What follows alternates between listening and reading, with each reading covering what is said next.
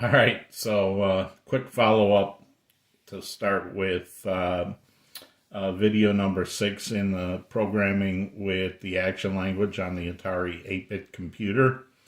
Um, I'm going to do something little different than what I had originally planned for this video. Originally, I was going to do a whole thing on using bitwise operators and bits and bytes and addresses and manipulating them. And that's all great stuff that we really will need to get back to, and I will do a video on it at some point. But then I got to thinking about all like the different tutorial videos I had seen, or tutorial columns in magazines, where it seems like the videos are always showing examples, and didn't actually write programs. There is one guy who does a great series of programming tutorials for the Atari 8-bit. Unfortunately, he hasn't been producing videos lately. I'll put a link to his channel below because I don't have it right in front of me at the moment. But he's, yeah, 8-bit guy or something. I'll put it in a link below.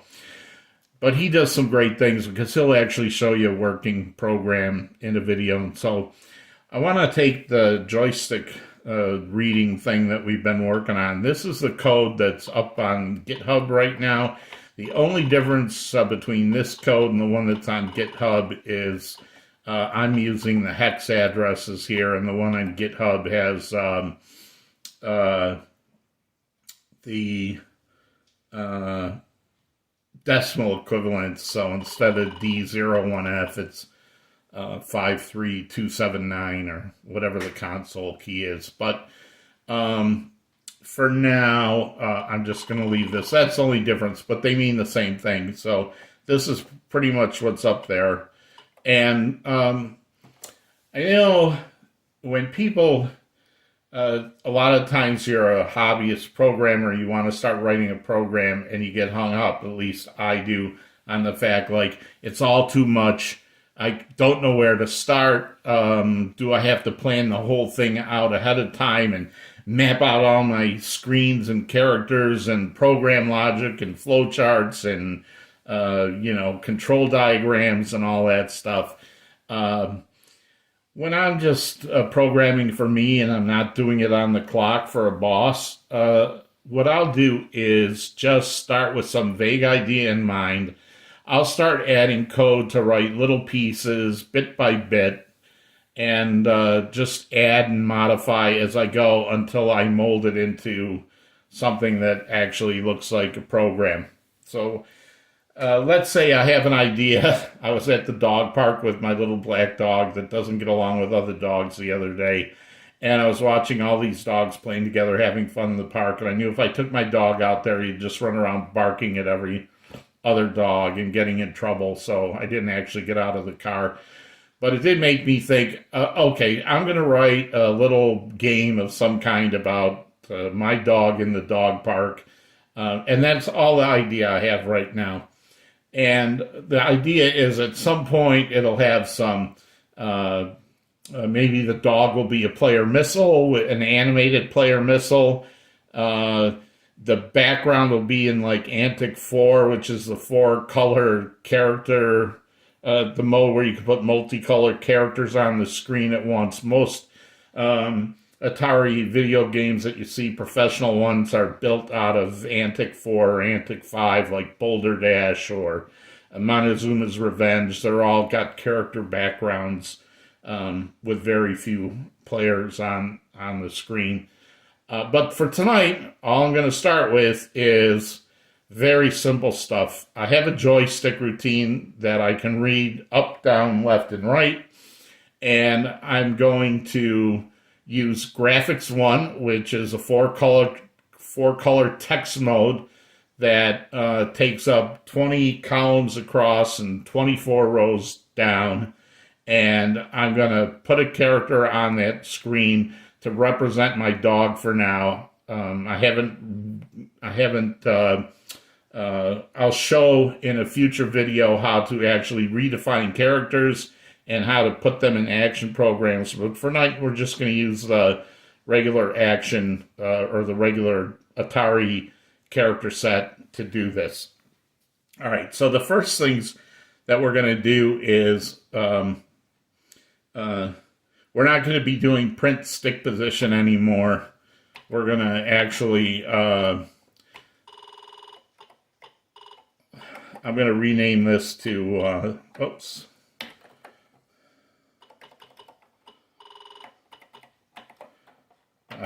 check move. So we're going to check if they move the joystick.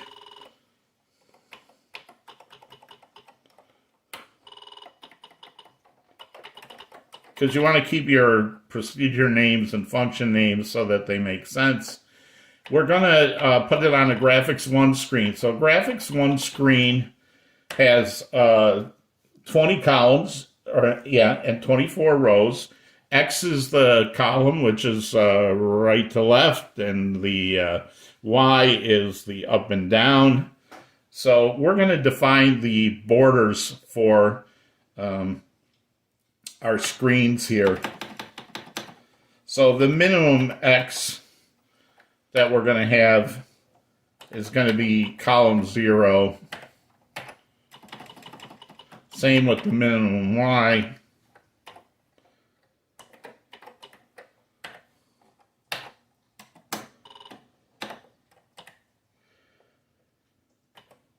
The max X is going to be, since it counts from 0 to 19, it's going to be 19, not 20.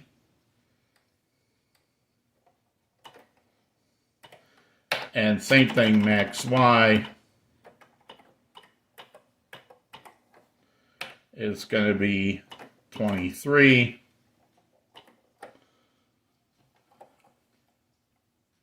And we're going to use, we're going to define some byte variables that are going to hold those X and Y values. And we're also going to we're going to create a byte variable that will hold the character that we're drawing on the screen.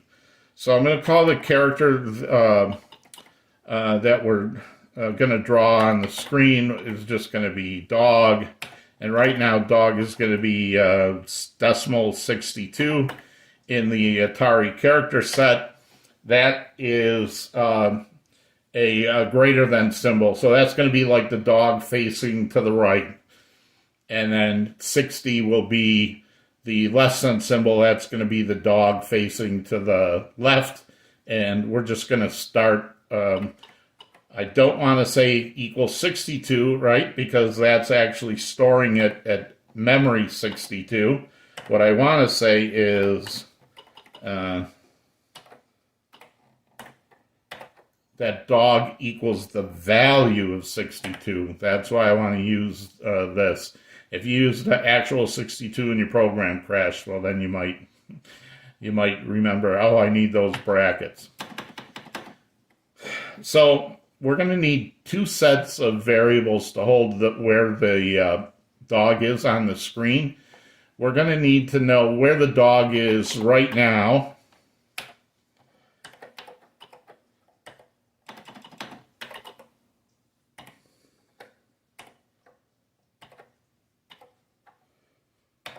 And we're going to also need to know where was the dog.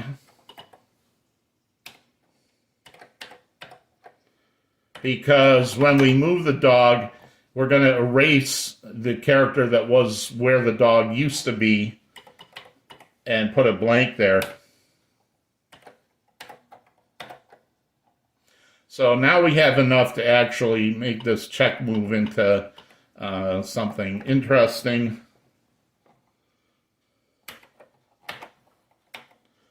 All right, so this is when the stick is being pushed up. So when the stick is being pushed up, our Y values are going to go down. So as they head towards the top of the screen, will be 0, and the bottom of the screen will be 23. What you do when you get to the top or the bottom of the screen depends on whether you want it to wrap around or whether you want it to be like a hard border and it stops. So right now, because we have the min x and min y, we're going to do it this way and just say if the current y is already at the minimum y, then we're going to say the current y equals the max y. So if it's at the 0 position and they push up on the stick, we're going to move it to the 23 position. This will wrap it around the screen. Otherwise, if it's not already at the top of the screen and they push up, then we're just going to take the current y position and subtract 1 from it. So remember, this is the same as current y equals current y minus 1. Oh, by the way, just to go back on quickly on why I made these defines, min x and min y. Let's say later I decide to go to a different graphics mode where there's different mins or different maxes that I want to use. Then all I have to do is change it here in these defines. I don't have to go look for every min y and every place I put 0 and change it to, you know, whatever the new value is, or go find everywhere I had the maximum values now 40, and I got to find all the 40s and know if they're talking about y's or x's or whatever. By putting it here, I can change it here, and that will automatically substitute it all the places in the code where I want it to be. Now this is an if statement, so we always have to end this with a fi. So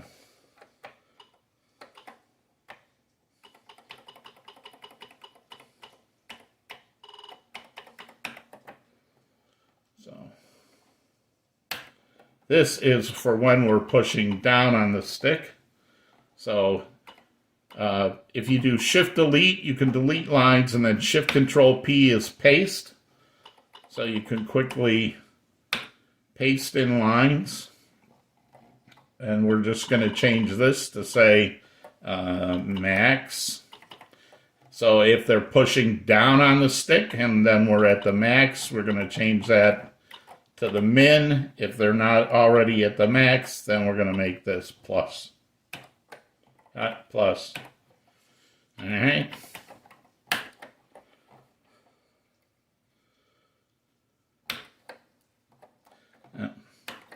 I want this code.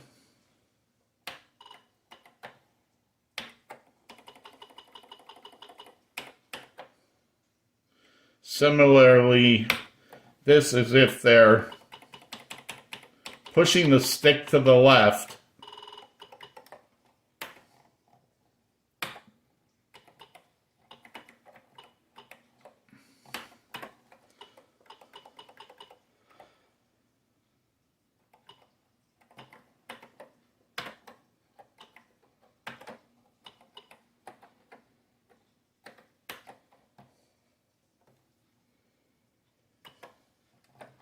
So now we're doing it the same thing for the X's. If they're already at the left edge of the screen, we're going to wrap them around to the right edge, and then this is going to be a -1. If they're not already at the far left edge, then we'll just subtract 1 from the current X. Now there's one other thing that we have to do here. I'm not going to worry about changing the position of the dog if I'm pushing up and down on the joystick, but I do want to change the dog from pointing to the right or pointing to the left. So if the dog, if they push left on the joystick, then I want to change that cursor value to 60, which is the less than symbol, which is, you know, pointing to the left. And this one I do not put in brackets because I'm not declaring it here. I'm actually using it as a variable.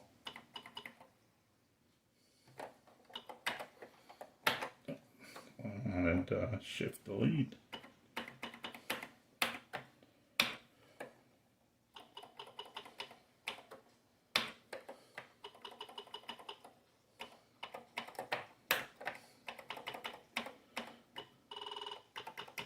So here I'm going to change this to 62 because now they're pushing right on the joystick, so I want the dog facing to the right. And I want to check if they're at the max edge of the screen. If they are, I'm going to move them to the minimum edge of the screen, and this will be a plus.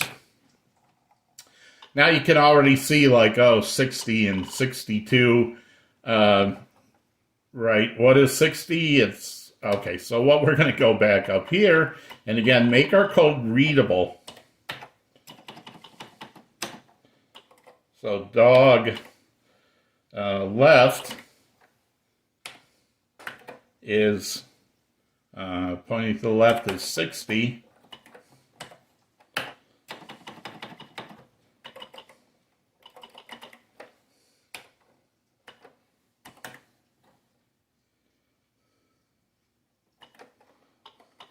And I can even stick this in here. We'll start with the dog facing to the left.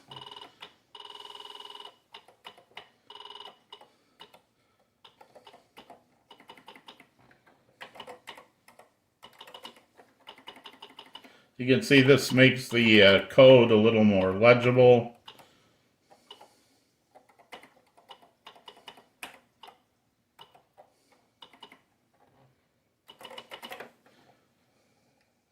Actually, I said I wanted to start with the dog to the right, not to the left.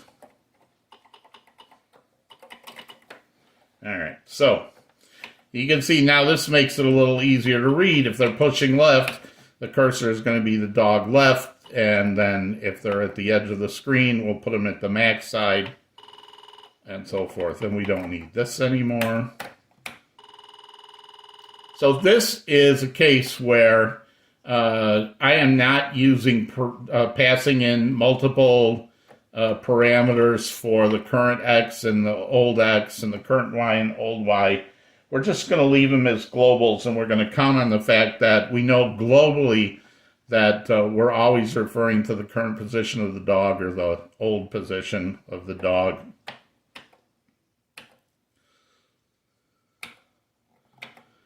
All right, so let's change this. So, as I said, we're going to use graphics. Now, in some old or some of the previous videos, I may have made it sound like I'm against using the action library routines. I'm not. Just certain ones don't make sense to use, like peek, poke, and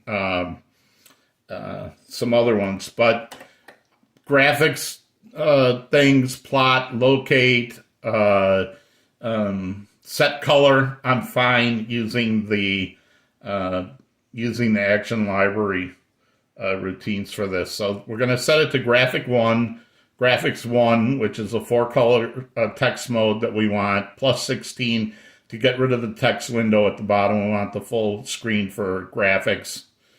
We're going to set the color of the dog is in the main character is in the 0 register. We're going to make the dog black.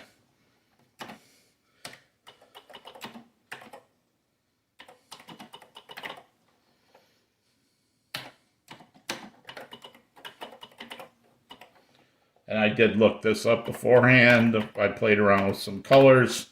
This is going to make the background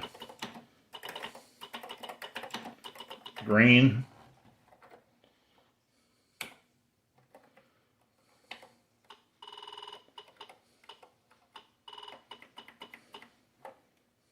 It's okay to have that wrap, but I'm just going to put it this way. Even though I have the current X and the current Y all initialized up above, I'm just going to be on the safe side and set these all to 0 again.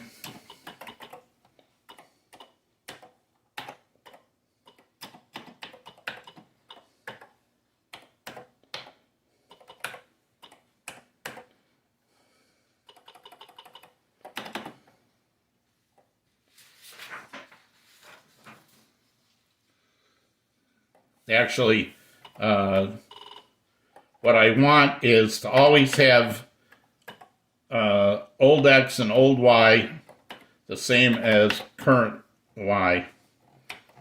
And you'll see why we do this. All right, so then we're going to, this may look like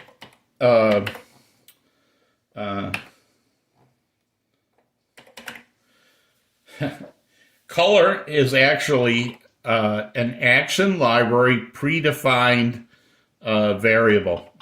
So you don't need to define this variable. It belongs in the action library. So you can just say, okay, color is the dog, and I'm going to plot the dog.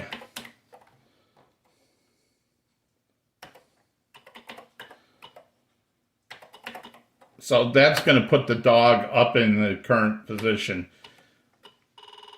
And I'm just going to comment this out for a second. So we're just going to test that this setup looks the way we want it to. We're going to set the graphics, the color, set these variables, and then plot it. If it goes all right, I should see a black greater than sign up in the top corner of a green background. So, okay, so I am back. I had to cut that video short because I ran into an issue with my programming, which I will now explain. And it also means I successfully learned how to splice two YouTube videos together, so yay me. So hopefully that you're watching it because this worked. Anyway, when I said color is dog here, and up above I have this byte called dog. I don't know why I was using the word cursor here. I think it's from an old program. What I wanted this to be was a dog left, dog equals dog left, and dog equals dog right. So I can say color equals dog and plot current X and current Y. So now we're ready to look at this compile and see a green screen in graphics 1 with a symbol up at the top. All right, so there is my non-defined dog. We will now get to work at actually animating that dog.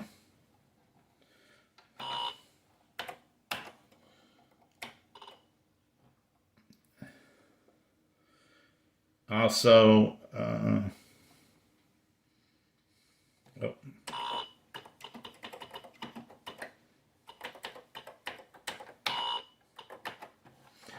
so we're going to get to actually moving that dog around.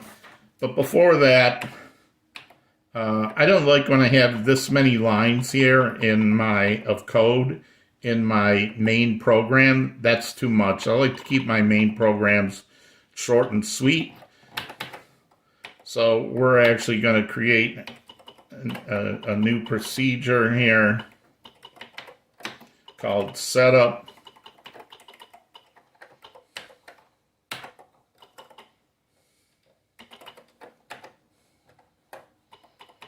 And we're just basically going to take all this code and stick it in setup.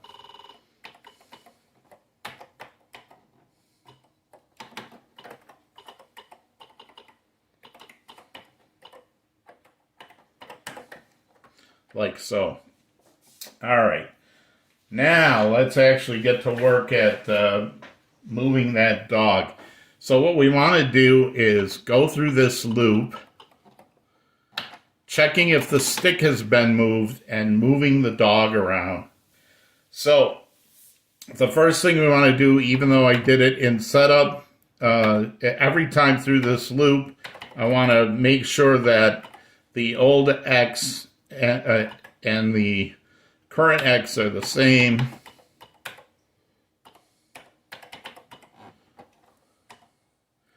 Then I'm going to check if either of those has changed. So now I've called check move, and maybe one of these values is changed to something new, current X or current Y. So what I'm going to do here is say if old X does not equal current X, or old Y does not equal the current Y, then they must have moved the dog. So the first thing is we want to black out the space where the dog was. So we're going to set the color to 32. That's the space character in Atari or ASCII. And then we're going to plot that at the old X and the old Y to wipe out where the dog was.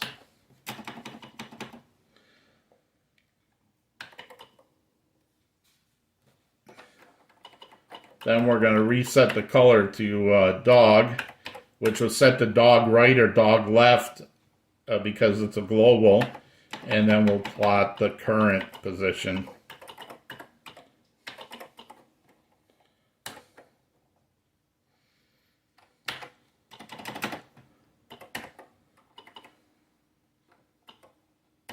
Now, note that the reason I only do this updating is if one of these two is changed, because if you're not touching the stick and you're not doing anything, we don't want it blinking. This would make it start blinking, right? It would blank it out and then plot the dog again. So we only want to plot it if it's moved in either the X or the Y direction. And we're just going to keep doing that until we either press start on the console or the trigger is pressed. So we're going to do our setup. We're going to do the old X equals, we're going to capture where the dog is right now. Check if it moved. If it's moved from where it was, then we're going to blank out the old spot and put a color in the new spot.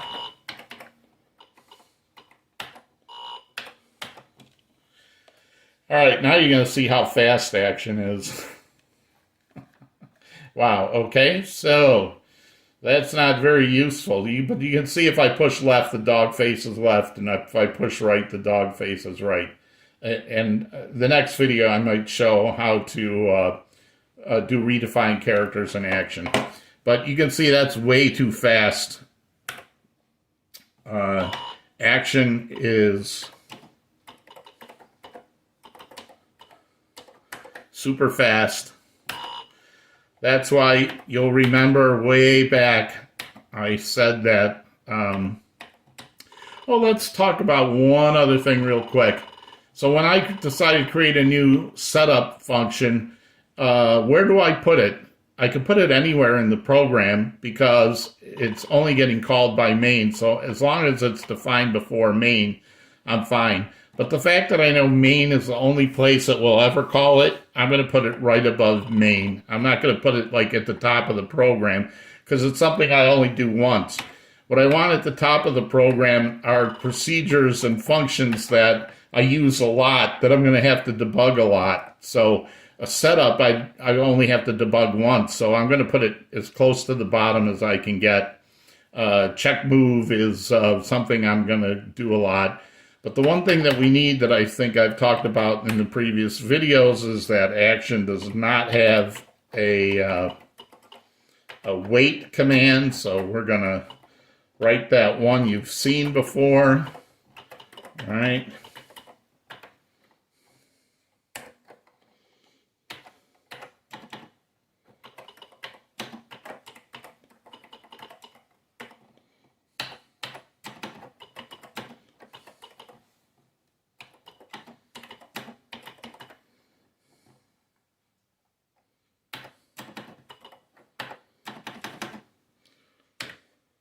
That's not required. I could just have odo and, do and odo, and then return. So now after we move the joystick, we're going to put a delay in here to slow it down. What should that delay be? I played around with this last night when I was testing this, but I'll just show you. I'm going to start with 5,000 and see how that looks.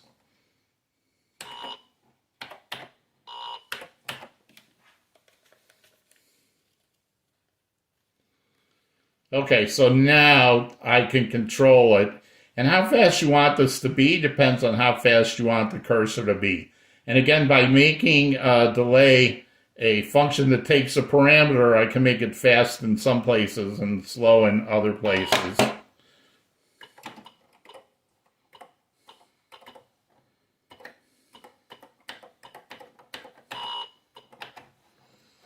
So that's a little too slow for me. Let's try half of that.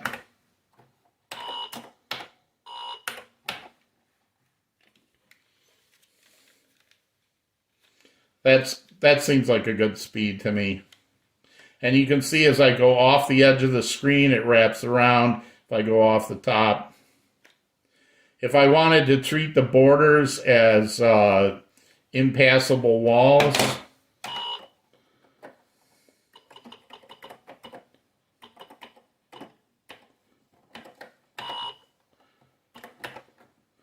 by the way, one other thing I'm going to do, I don't like using that 32. I know what it is, but we're just going to call this blank.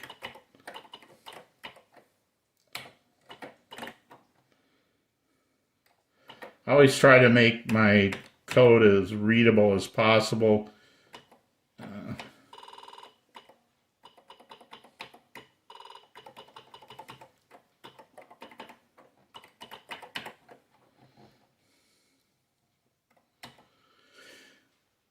The difference here is this is all capitals because I'm using defines these mean, I know the compiler is going to substitute some numeric value in here, whereas this one is lowercase, indicates to me it's a variable.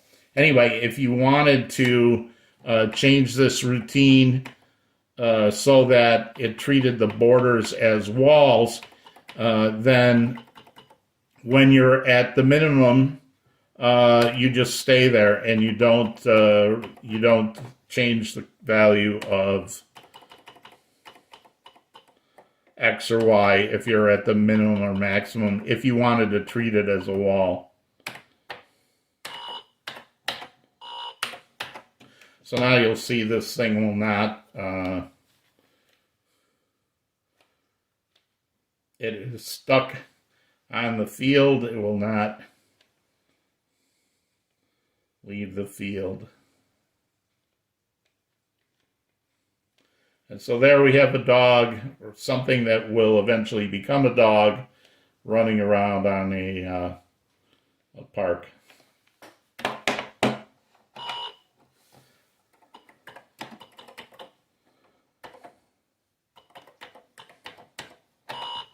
So again, I'm going to wrap this up.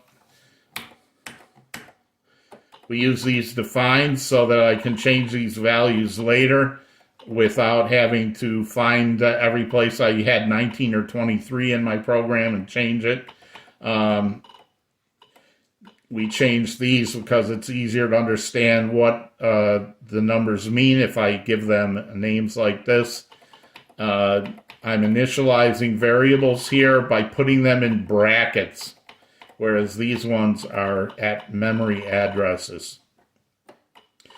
I use a delay routine to slow the cursor down enough so that you can read it. This is our check move. If they're pushing up on the stick and they're at the top, right now it will act as a wall, but removing this will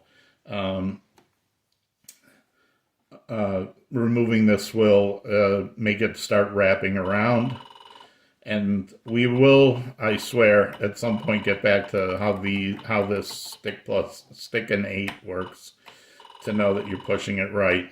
And then here's our setup, graphics 1, change the colors, set the old things, set everything up and plot the initial position of the dog. So setup, this is our main loop. Get the position of where the dog is right now. Check if it moved. If it's changed position, then and if I was being really clean, I would probably take these lines, this if statement, and move it into a procedure called move dog.